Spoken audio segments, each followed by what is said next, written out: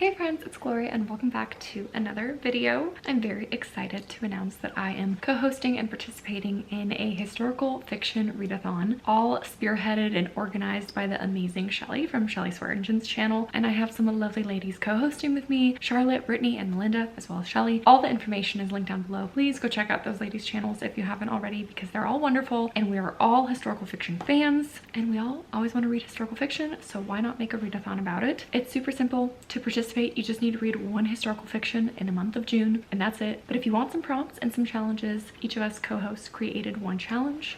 This is the little board, the little checklist where you can read books on these challenges. You can double up if you want. You can do whatever you want. I will go through the challenges and give one recommendation per challenge. And I so hope that you join us in June. I know so many of you that are subscribed and watch regularly are historical fiction fans, so I really hope that you join in. I know that I usually have been co-hosting a readathon in November, but why not do more? I read historical fiction every month. So June is another great month to have a little readathon. Let's get into the challenges. Number one, read a work of historical fiction about a real remarkable person. There are so many historical fiction books that are about this. Obviously they're historical fiction, not a non-fiction biographies. So there's always some liberties taken, some things that are fudged to make the story entertaining. But I love a good author's note either at the beginning or the end of one of these books. Now I'm going to mention a very popular book that I think many of you have already read and a few of you don't like for obvious reasons, but I was just astounded by this book, and that is The Frozen River by Ariel Lawhon. This features Martha Ballard, who is a real woman. She has real diary entries that the author pulled from to create this remarkable woman and everything that she accomplished in early colonial America, being a midwife and helping people. This book heavily features around rape and sexual assault, so that is a very prevalent theme that's described and revisited often, and there's some very villainous, despicable men in here. So not everyone's cup of tea. It has some hard content that many people don't want to read about, which I completely understand. But if those are not triggers for you and you love a strong female character, someone who is a feminist and cares about women's rights and justice and caring for those that need help, this book also portrays a beautiful marriage and good family dynamics. So this is the one book I'd recommend for that front. Then we have read a work of historical fiction about the arts. It could be theater, film, painting, architecture, music. Now this one was the hardest for me because I'm not particularly drawn to the arts in my everyday life because I'm not a creative artistic person and I don't read that much about this topic. So this is definitely a prompt that I'm eager to get recommendations for from other people. But the one that I would recommend, a little bit of a twist, and again, not for everyone, but it is Ballad for Sophie. This is an adult graphic novel and it was stunning. It has adult content, so there is sex and violence depicted in the art. So again, not for everyone, but if that doesn't fully draw you away, this was a stunning,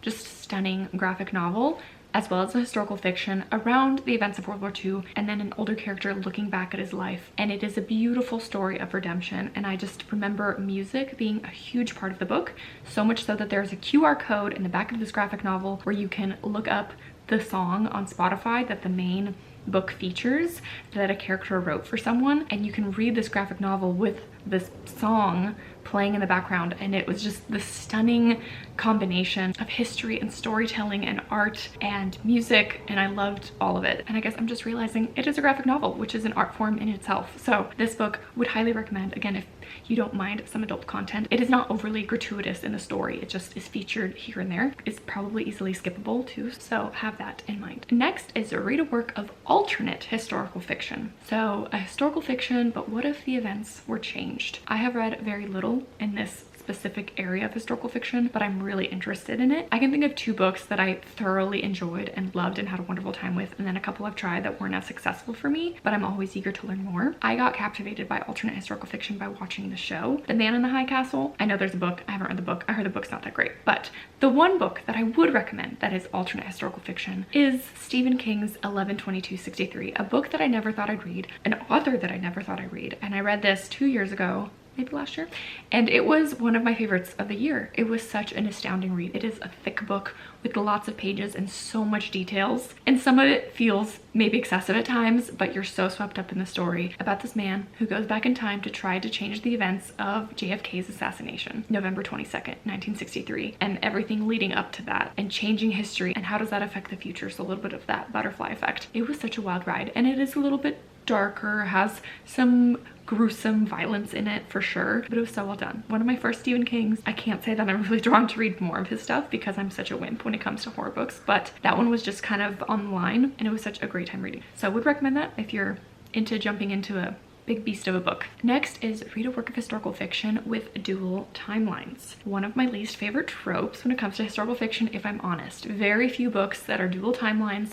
have been amazing for me. I often find myself preferring one timeline to the other, wishing that one didn't exist because I care about the other one more, and that's not a good sign when you're reading a book. But there are a few books that have done it super well, where both timelines serve the story and it comes together beautifully in the end and it all makes sense. A very popular book that I would recommend that I think did it really well, we have a current day timeline and the historical timeline, and it's the same person, so that's what really matters for me, because you know where things will end up. There's a little bit of closure there for me, a little bit of like, okay, hope, because I know that the character is going to be okay. I'm talking about Orphan Train by Christina Baker Klein. Very popular title, but I thought it was so well done. This book also has some really hard content, some child abuse, sexual abuse on children particularly, which was really hard to read, but it was so interesting to learn about this moment of history. The Orphan Train was happening from 1854 to 1929, but it follows children that were orphaned set into the West, basically into indentured servitude. They weren't really adopted. That was kind of the goal, was that they're adopted by these sweet people that want to take them in, but instead they were adopted essentially to be slaves, to work for people on the farm and that kind of thing. And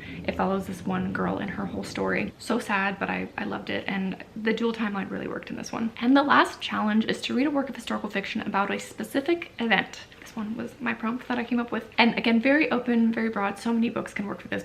I mean, any war book about any war ever could work, but I also was thinking like specific one-day events, like the Titanic sinking, or for that matter, any boat that sank, different fires or explosions or crises that happened around the world. Another one of my all-time favorite books that I want to recommend for this prompt is The Nature of Fragile Things by Susan Meisner. One of the first books I read by her, but this has to do with the 1906 San Francisco earthquake, which then caused a huge fire to erupt in the city. But we follow a woman who is a mail order bride, and when she comes to live for this man and take care of his child, everything is not as it seems. So there's a little bit of this like mystery suspense kind of throughout the story, and then of course this very intense moment of history where there's this earthquake and this fire, and there's a survival element to the story, which was very captivating to read and very action-packed, which I thoroughly enjoyed. So would highly recommend that one. So those are all the prompts. Those are some recommendations I have. I'm sure that I'll create a little bit more historical fiction content in the month of June for this readathon. I hope you'll join us. Please let me know down below in the comments if you will, and what's a historical fiction book you recommend for me for one of the prompts. I'd love to know. I will see you guys in some more book videos soon. Bye.